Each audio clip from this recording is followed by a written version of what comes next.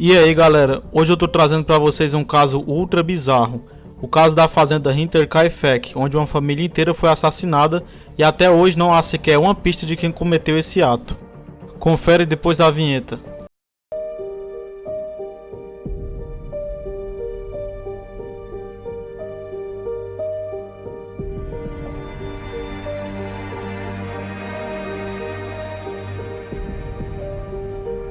O ano era 1922 e tudo aconteceu em uma fazenda conhecida como Hinterkaifeck. Hinterkaifeck era uma propriedade rural localizada na floresta fora de Grübern, entre as cidades bávaras de Ingolstadt e Schrobenhausen, a pouco mais de 1 hora de carro de Munique. A fazenda era a residência da família Gruber, que consistia do marido Andreas, sua esposa Casilha, sua filha Victoria, que havia se tornado viúva pouco antes, e 2 crianças, uma também chamada Casilha e Joseph. Eles viviam em relativo isolamento, uma vez que o lugar ficava a aproximadamente 1 quilômetro da cidade mais próxima, Kaifeck. As trilhas que ligavam a fazenda aos seus vizinhos eram tortuosas e por isso os Gruber raramente recebiam visitas.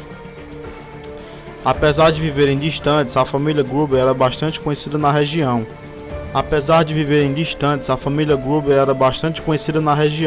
Embora não pelas melhores razões. Andreas Gruber tinha fama de ser um homem violento que batia na esposa frequentemente. As pessoas o evitavam, pois sabia que ele tinha fama de andar armado e não levar desaforo para casa. Ninguém de fato gostava muito dele. Boatos maldosos davam conta de que o neto mais novo, o pequeno Joseph de apenas 2 anos, era o resultado de uma relação incestuosa de Andreas com a filha Victoria. A jovem havia ido morar com os pais depois que seu marido morreu nas trincheiras da Grande Guerra.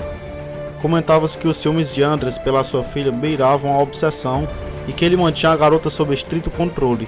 Ela era proibida de sair de casa desacompanhada do pai e nas raras ocasiões em que era vista na cidade, ninguém podia falar com ela sem a autorização do pai tirano. O outro filho do casal, Emil, havia supostamente deixado a fazenda alguns anos antes e nunca se soube de seu paradeiro. Alguns diziam que ele partiu para Munique em 1921, mas outros afirmavam que ele havia ido mais longe para escapar do seu pai, quem sabe para Berlim ou Frankfurt. Andreas não falava sobre o filho e se referia a ele como ingrato. A relação com os pais desde sempre foi tempestuosa e se agravou muito mais com a chegada da irmã, que era a favorita do pai. O rapaz havia trocado socos com o pai em uma visita ao povoado, pouco antes de supostamente fugir na calada da noite. Alguns ficaram aliviados que Emil tivesse ido embora, pois estavam certos de que se ele ficasse as coisas terminariam muito mal. A maneira brutal como Andreas tratava sua esposa também era bem conhecida. A mulher frequentemente aparecia na cidade tentando esconder marcas e hematomas pelo corpo. Andreas nunca escondeu que ele era o responsável por aquelas agressões, e ai de quem falasse alguma coisa com ele. Em geral, a família era estranha e bem reclusa. A única que tinha uma boa reputação era a pobre Casilha, que cantava no coral da igreja e que, segundo alguns, tinha uma bela voz. As coisas começaram a ficar estranhas na fazenda quando uma faxineira que havia sido contratada para ajudar Casilha desistiu repentinamente do trabalho. Quando questionada por que ela decidiu partir de maneira tão abrupta, Maria, a faxineira, contou que havia ouvido sons estranhos, vozes guturais e gargalhadas nos arredores da fazenda. Ela jurou ter ouvido também o som de passos subindo e descendo as escadas que levavam ao sótão, mesmo quando todos os membros da família estavam reunidos na mesa de jantar.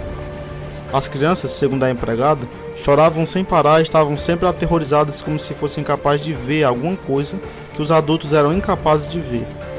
Maria estava convencida que a fazenda era assombrada e intimidada pela suposta presença fantasmagórica, decidiu deixar o lugar, mesmo após ser advertida por Andreas que não seria paga se fizesse isso. Andreas espalhou que Maria era simplesmente uma idiota de mente fraca. 6 meses depois, as coisas se tornaram ainda mais bizarras. Em meados de março de 1922, Andreas estava limpando o quintal após uma nevasca, quando se deparou com estranhas pegadas deixadas na neve. As trilhas levavam em direção à floresta. Andreas vasculhou toda a propriedade em busca de algum invasor, revistou a casa, o barracão e o galpão nos fundos, sem encontrar ninguém. Alarmado pela possível presença de um invasor em sua propriedade, ele foi até a cidade e advertiu a todos que qualquer pessoa vagando em suas terras seria morta.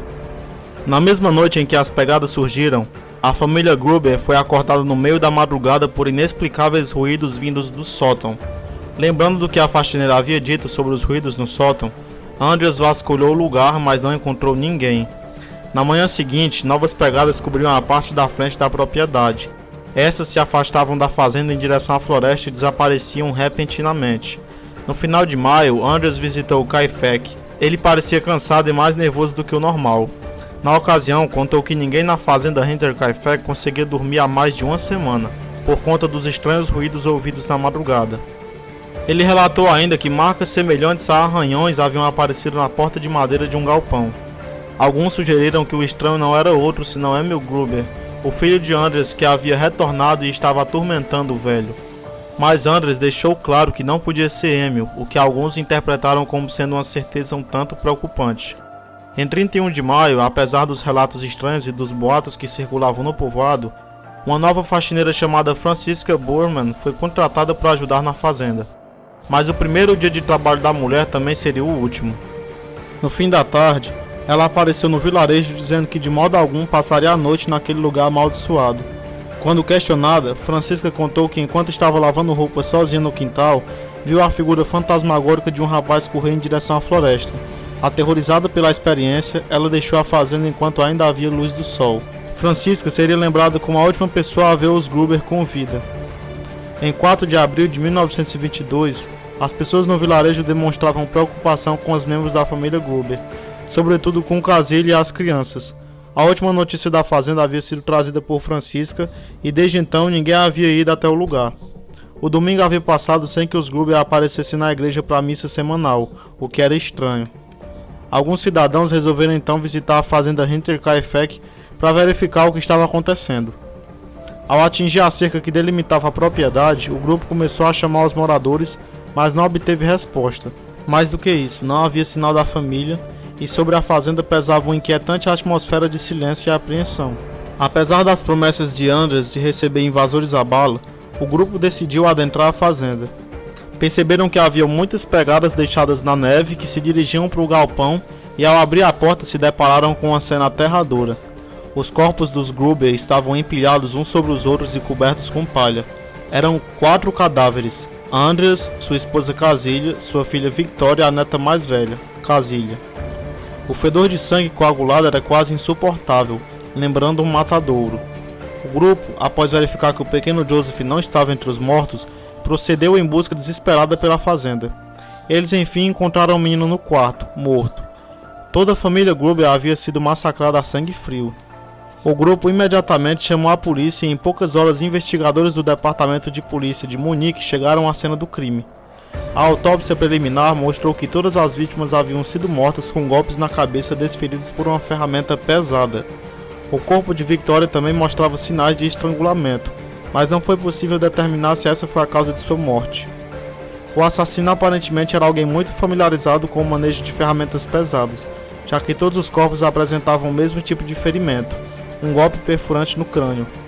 As vítimas morreram imediatamente, com exceção de Casilha, que levou várias horas para sucumbir apesar do ferimento brutal no crânio. As vítimas estavam vestindo pijamas, com exceção de Victoria, que trajava roupas do dia a dia. O pequeno Joseph apresentava um ferimento de corte na garganta e havia sido deixado na cama onde sangrou até morrer. Apenas depois o assassino usou a mesma arma para arrebentar a cabeça do menino. Os investigadores acreditavam que as mortes haviam ocorrido na madrugada do dia 31 de março. A arma usada no crime não foi encontrada apesar das buscas empreendidas. Tudo indicava que ela seria uma ferramenta agrícola comum em uma fazenda, provavelmente uma picareta e que o assassino teria carregado ela consigo ou escondido em algum lugar ignorado. Um dos peritos chegou à conclusão de que o assassino havia conseguido ludibriar Andreas, sua esposa, filha e neta a entrar no galpão um de cada vez. Lá ele os executou com golpes certeiros de picareta. Em seguida, ele teria entrado na casa e eliminado o menino usando uma faca.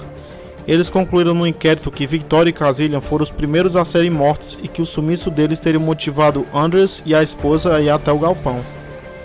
Os corpos foram cobertos com palha seca e alguns sugeriram que o assassino pretendia atear fogo neles, mas que desistiu disso imaginando que a fumaça poderia atrair curiosos. O corpo de Joseph estava coberto com um lençol empapado em sangue e um travesseiro foi colocado sobre a sua cabeça antes do golpe com a picareta ser desferido. O crime já continha vários elementos macabros, mas uma análise criteriosa da cena do crime revelou detalhes ainda mais estranhos. O cachorro da família, que não foi importunado pelo assassino, tinha comida e água fresca.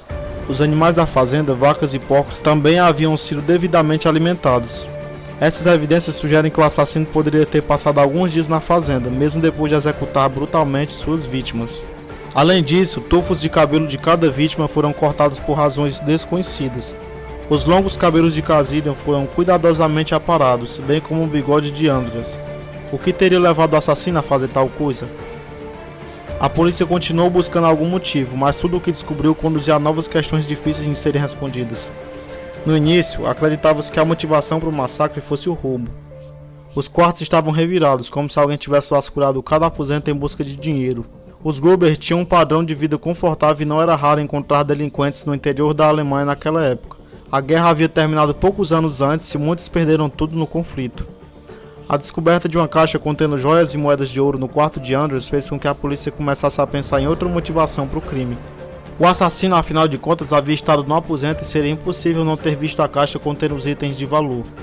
A carteira de Andreas, com 150 marcos, uma bela soma em dinheiro, estava numa gaveta aberta e ela sequer foi tocada.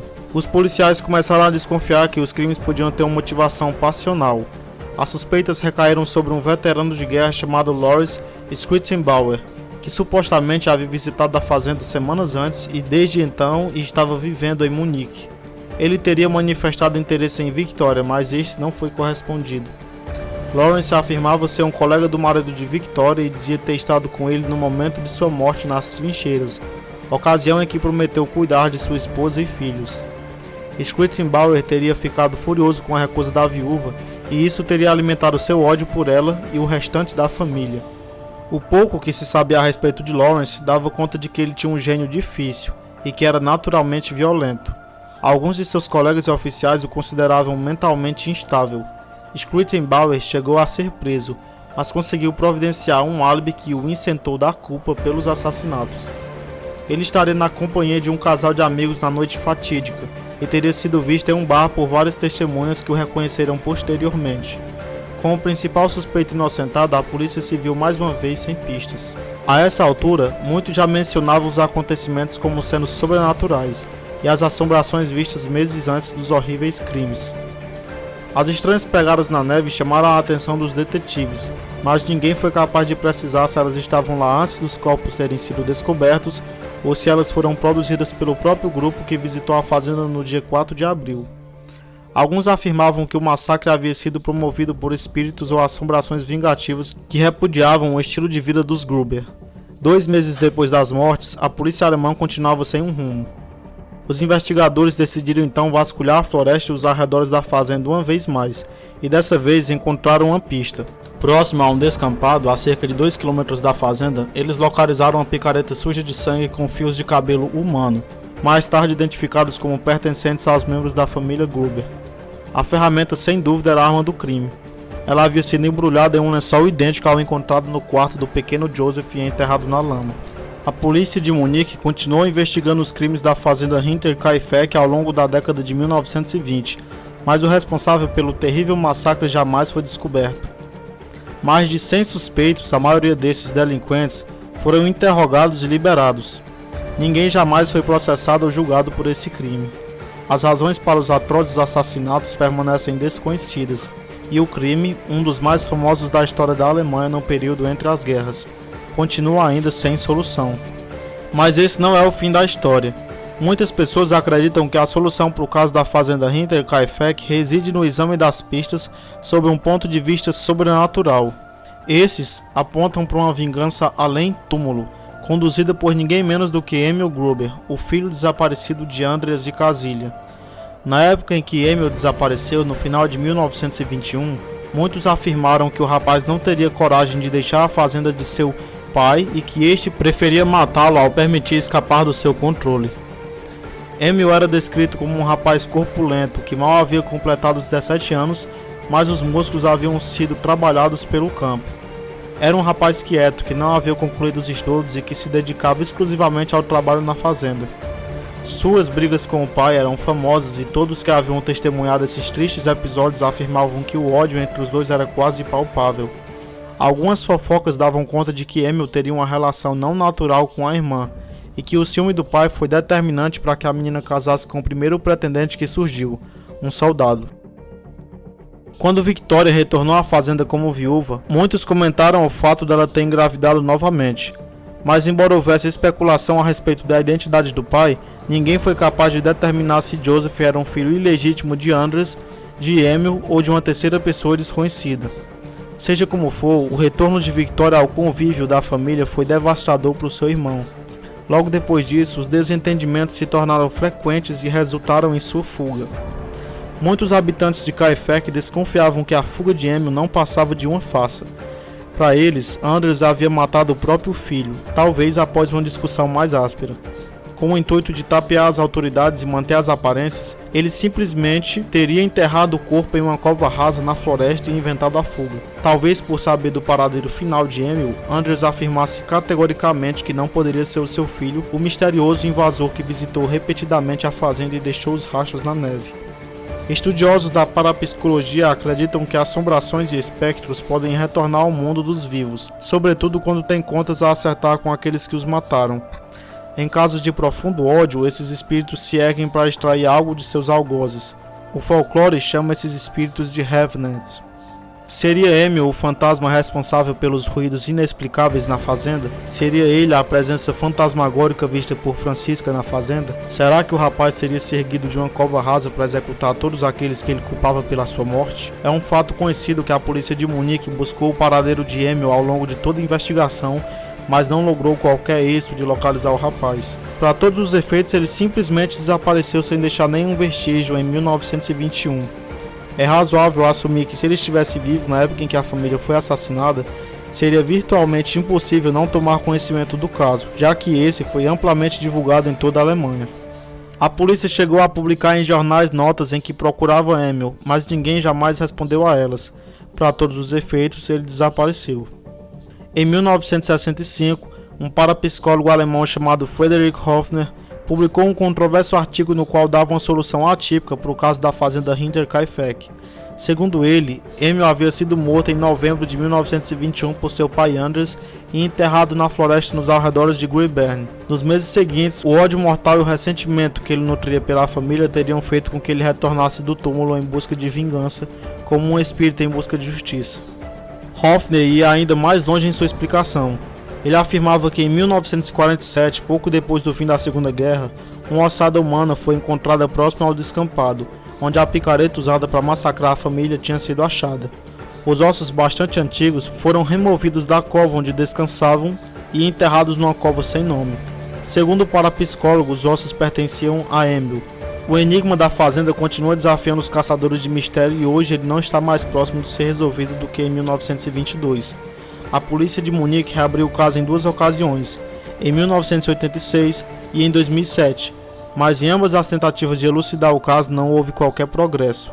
As autoridades disseram que o mais provável é que o caso jamais tenha uma solução, uma vez que tantos anos se passaram e as evidências se tornam ainda mais escassas. Isso, no entanto, não detém os intrépidos detetives amadores que buscam por um fechamento para esse crime. Na Alemanha, o caso Hinterkaifeck se tornou uma lenda, e é matéria de diversos livros, artigos e filmes. A fazenda em si desapareceu há muito tempo, tendo sido demolida em 1923 por vizinhos insatisfeitos com aquele monumento de morte e horror tão próximo das suas casas. Tudo o que resta atualmente é um marco de pedra erguido em homenagem a eles. Um marco e velhas árvores. Ao que parece, essas árvores são as únicas que sabem o segredo da fazenda e o que aconteceu naquela noite sangrenta. Então é isso aí, galera. Deixem nos comentários o que acharam desse caso e se vocês desconfiam que alguém da própria família possa ter feito isso, ou se foi algo sobrenatural, ou simplesmente um maníaco muito inteligente a ponto de não ter deixado sequer uma pista. Deixem um like aí, se inscrevam por favor para dar uma força ao canal e até a próxima.